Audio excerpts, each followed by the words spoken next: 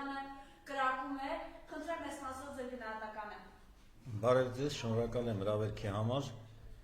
Ուրեմն դա նորություն չի, որ Հայաստանի սահմանամերձ բնակավայրերի վրա ադրբեջանցիք սադրանքներ են անում եւ մեղքը փորձում են գցել մեր զինված ուժերի վրա, որ իբր թե մենք ենք մեր զինվորներն են, մեր զինվորականներն են նրանց վրա կրակում։ Ուրեմն դիտավորյալ այդպիսի իրավիճակը սրում են անընդհատ մեր հանրությանը, մեր ժողովրդին վախեցնելով նոր պատերազմով։ Ընդ որում նույն վարքագիծը դրսևորում են Հայաստանի ապազգային թրքահաճո իշխանությունները Նիկոլ Փաշինյանի գլխավորությամբ, որոնք անընդհատ մեր ժողովրդին վախեցնում են Ադրբեջանի կողմից իբրև թե ուրեմն ձեռնարկվող նոր պատերազմի վտանգով։ Ուրեմն Նիկոլ Փաշինյանը իր իշխանության 7 տարիների ընթացքում կազմաքանդել է հայոց բանակը, գրասենյակային աշխատողներին նշանակել է բանակում շատ պատասխանատու պաշտոնների, ինքը չի ծառայել բանակում եւ ոչինչ չի հասկանում ոչ բանակից, ոչ էլ պատերազմից։ Եվ լինելով զինված ուժերի, հայկական զինված ուժերի գլխավոր հրամանատար, ուրեմն 18 թվին եկավ իշխանության խաբելով մեր ժողովրդին, 18 թվին ես ուզում եմ շեշտել, որ որևէ հեղափոխություն չի եղել, եղել է շատ պարզ իշխանափոխություն կամ համաձայնեցված իշխանատվություն։ Եվ 2 տարի անց, ուրեմն Ադրբեջանը հարձակվեց Արցախի վրա բոլոր կողմերից, Նիկոլը լինելով հայկական զինված ուժերի գերագույն գլխավոր հրամանատար, ուրեմն 3 օր շարունակ մեր զինվորներն ու ազատամարտիկները բոլոր դիրքերը պահել էին։ Նիկոլը չհայտարարեց համընդհանուր զորահավաք։ Բոլոր նրանք, ովքեր ծառայել են բանակում կամ պատերազմի մասնակից էին, 2-3 օր կարող էին ուրեմն զինավարություններ անցնել, որովհետև ռազմական տեխնիկան տարեստարի ավելի է զարգանում, նոր տեխնիկական միջոցներ են կիրառվում, ուրեմն որոշակի փորձ ձեռք բերեին եւ գնային թիկունքն ամրապնդեին։ Թիկունքը մնաց բաց։ Ադրբեջանցիք մեծ ուժեր կենտրոնացնելով վերցրեցին Հադրութը եւ եկան հասան մինչեւ Շուշի։ Շուշին գրավեցին, Նիկոլը հայտարարեց ազգային ժողովի ամբիոնից։ Շուշին մեզ պետք էր, Շուշին մի հատ դժգույն քաղաք էր։ Բոլորս տեղյակ են, որ Շուշին բերդաքաղաք է։ Շուշին վերցնելուց հետո արդեն շատ դժվար է պաշտպանել Ստեփանակերտը։ Ուրեմն սա անցած պատերազմի արդյունքների արդիվ։ Նիկոլ Փաշինյանը, երբ ընտրեց երկրի վարչապետ, գնաց Արցախ 19 թվականին եւ իր ճղճղան ձայնով հայտարարեց. Արցախն Ադրբեջան է եւ վերջ, տեսնելով որ արցախցի հավաքվել են ողջորված եւ այլն եւ այլն։ Արցախը Հայաստան է եւ Ներողություն, հա, ես շփոթեցի։ Արցախն Հայաստան է եւ վերջ։ Հետո անցավ որոշ ժամանակ, երբ որ ինքը Պրահայում ստորագրեց եւ թողեց Արցախն ամբողջությամբ Ադրբեջանի կազմում, լրագրողները նրան հարցնում էին. «Բա ասում եք Արցախն Հայաստան է եւ վերջ»։ Ինքը ասում է. «Ես սխալվեցի այն ժամանակ, որ ասացի, ուրեմն Արցախն Հայաստան է եւ վերջ։ Պետք է այն ժամանակ ասեի Արցախն Ադրբեջան է եւ վերջ»։ Ես բազմիցս եմ կրկնել, եթե Ստեփանակերտում Նիկոլն հայտարարեր, որ Արցախն Ադրբեջան է եւ վերջ, արցախցիք նրա գլուխը ջարդելու էին, նա չէր կարող ոչ վերադառնալ Հայաստան։ Սա մեկ։ Երկրորդը, վերջերս նա շատ տարօրինակ հայտարարություն արեց, որ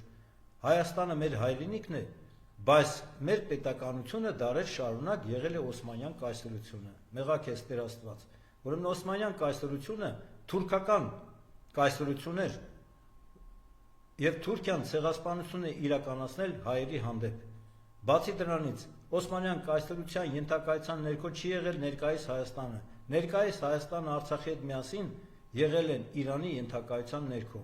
Իսկ Արցախը եղել է գրեթե կիսանկախ վիճակում, որովհետև ունեցել է որոշակի ինքնավարություն եւ նաեւ որոշակի զորագնդեր պահելու հնարավորություն։ Ուրեմն ինքը անգամ տգետ է, որ չի հասկանում, որ ներկայիս Հայաստանը եղել է Իրանի տիրապետության ներքո։ Սա մեկ, երկրորդը, Օսմանյան կայսրությունը Թուրքիան հայերի հանդեպ իրականացրել է ցեղասպանություն եւ զավթել է արևմտյան ամբողջ Հայաստանը, որը մի քանի անգամ ավելի մեծ է, քան արևելյան Հայաստանը։ Զավթել է մեր հայրենիքը եւ Օսմանյան կայսրությունը չէր կարող լինել հայկական ուրեմն պետություն, դարեր շարունակ, ինչպես Նիկոլն է հայտարարում։ Ինքը երևի, որքանով ես տեղյակ եմ, կիսաթուրք է եւ դրա համար ակնկալում է Թուրքիայից ուրեմն ֆինանսական եւ քաղաքական աջակցություն ապագայում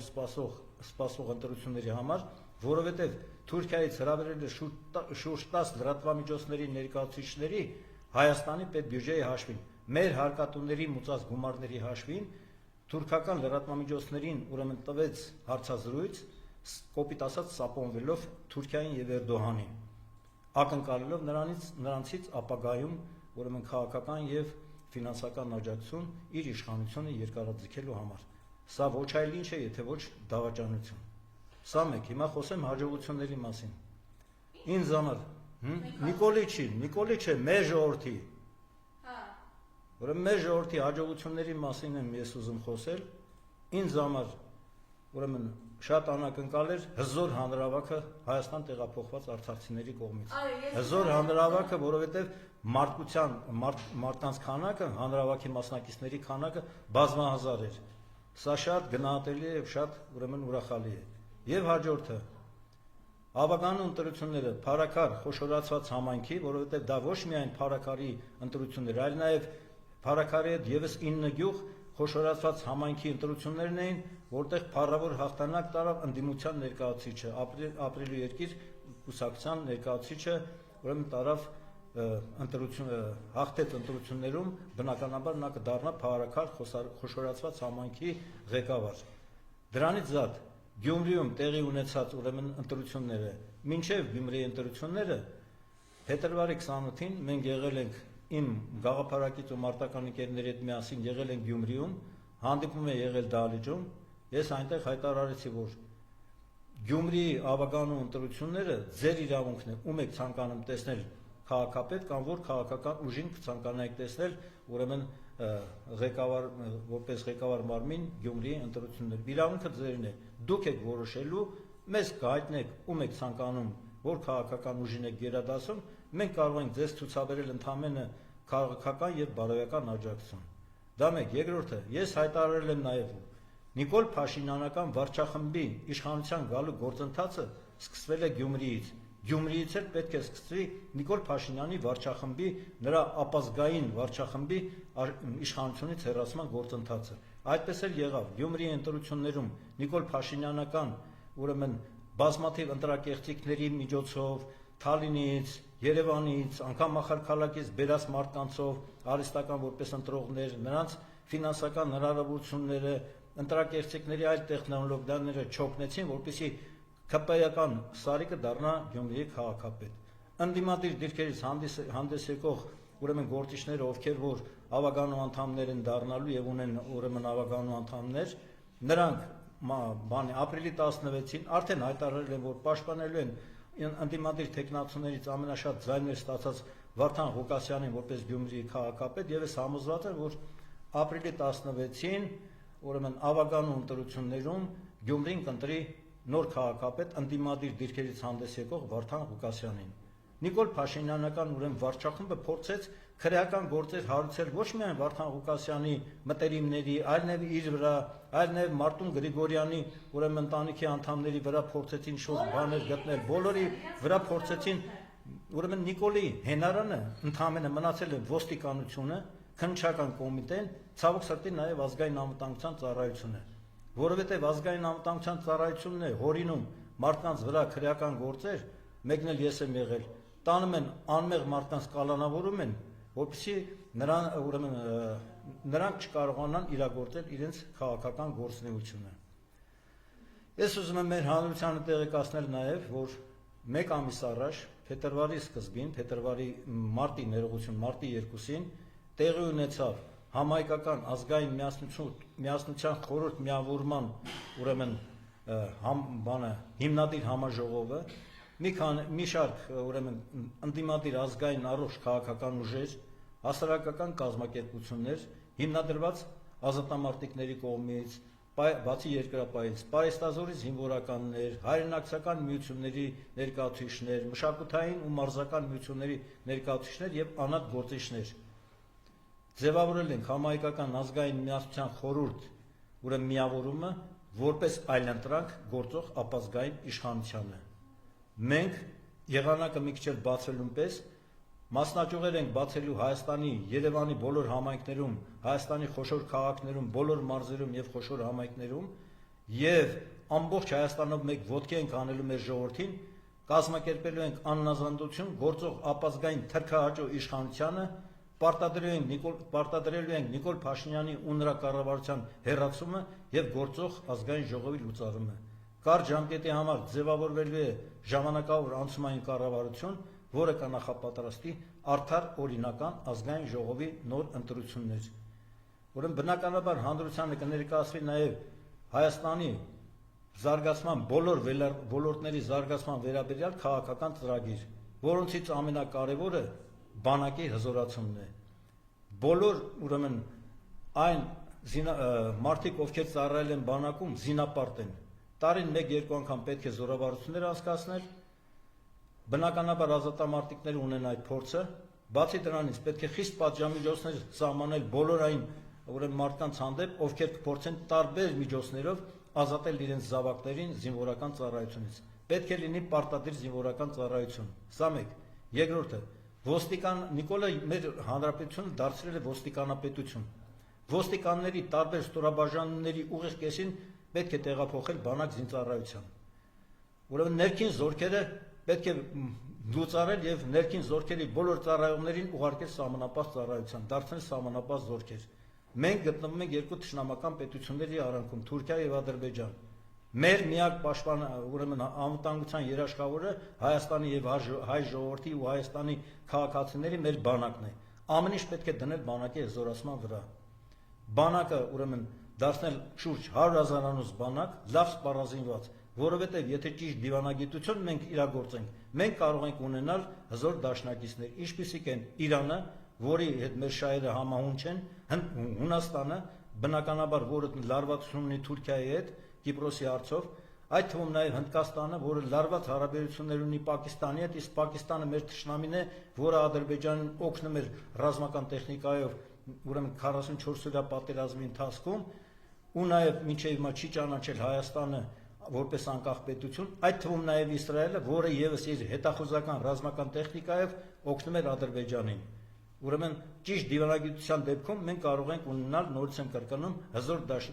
դաշնակիցներ, ինչպիսիք են Չինաստանը, Հնդկաստանը, Իրանը, Հունաստանը, նաև Ռուսաստանը, որովհետև Ռուսաստանի հետ մենք մեկ համակարգում ենք պաշտպանական գտնվում, հապկում ենք գտնվում, որի գլխավոր դերակատարը Ռուսաստանի Դաշնությունն է։ Պարոն Բազյան, քանի որ Գյումրիից խոսեցիք, ինչպես կբնորոշեք ԿՊԱ-ականների այդ հարբած այդ վիճակները Գյումրիում, այդ ինչի դրսևորում է։ Մինչև անգամ լրագրողին հայոյեց ԿՊԱ-ական պատգամավորը ճիշտ է մանդատը վայր է դրել, բայց ես ցավում եմ, որ նման միջադեպ է եղել, ուրեմն բնականաբար նման վարկակից դրսևորող պատգամավորը իրավունք չուներ պատգամավոր լինելու եւ գոնե ասենք որ վայր դրեց մանդատը կամ իրեն պարտադրել են կամ իր ցանկությամբ է վայր դրել մանդատը, բնականաբար նման մարդը չէր կարող լինել մեր ազգային ժողովի պատգամավոր։ Սա իր երթին։ Ես ուզում եմ նաեւ խոսել նաև մեր պետությունը ղեկավարող մարդու որոշակի վարկագծի մասին։ Ուրեմն Նիկոլ Փաշինյանը ինձ թվում է հոգեխանգարմունքի մեջ է։ Ազգային ժողովում նա տարօրինակ շարժումներ է անում, նախկիներին փռեմ, չգիտեմ ինչ անեմ, այսպես այնպես նա հոգեխանգարմունքի մեջ է իր վախից իշխանությունը կորցնելու։ Նա իրեն կորցրել է։ Եվ երբեմն նա մեկ անգամ նա հայտարարեց, որ ես երբեմն ինձ գժի տեղ եմ դնում։ Ուրեմն ես մտահոգություն ունեմ, որ իրականում նա կարող է գժվել եւ մեր ժողովրդի վրա ավելի շատ նոր փորձանքներ բերել։ Դրա համար որքան հնարավոր է շուտ պետք է համախմբել մեր ժողովրդի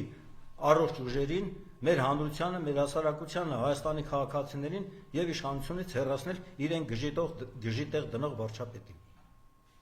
Բայց նա ասում է պետք չէ մտածել, որ պես կարող է իրեն գժի տեղ դնել, փաստը, որ այս մարդը գիտակցված տանում է մի հայրենիքը կործանել, ըստ էության մյուսներ եզրին է։ Ուրեմն այս իշխանությունները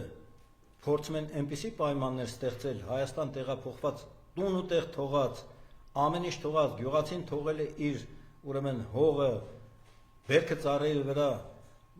ուրեմն իրենց ասենք տուն ու տեղը, իրենց գույքը ամեն ինչը գրպանի փողով մի կերպ եկել հասել են Հայաստան։ Իսկ Նիկոլը հայտարարեց, նախկինները կազմակերպել էին ուրեմն բերել էին արցախցիներին Հայաստան, որպես 5000 դրամանոց հանրահավաքի մատերիալ, վիրավորելով մեր հայրենակիցներին, իսկ հիմա էլ ուզում են այնպիսի պայմաններ ստեղծեն, ես արդեն շեշտեցի, որ Հայաստան տեղափոխված Արցախի մեր հայրենակիցները թողնեն հեռանան Հայաստանից, որովհետև եթե սկսվավ ուրեմն մեծ ընդդիմադիր շարժում տարբեր ուրեմն տեղերում հանրահավաքներ եւ այլն, նրանք բնականաբար մասնակցելու են այդ միջոցառումներին, որովհետև այս իշխանության քաղաքականության պատճառով նրանք կորցրել են իրենց հայրենիքը Արցախը, որը մեր հայրենիքի բնականաբար մի մասն է եւ հազարամյակը շարունակ Արցախը եղել է հայկական։ Շնորհակալ եմ, պարոն Բազարյան։ Շնորհակալություն, ամենայն բարիք ձեզ։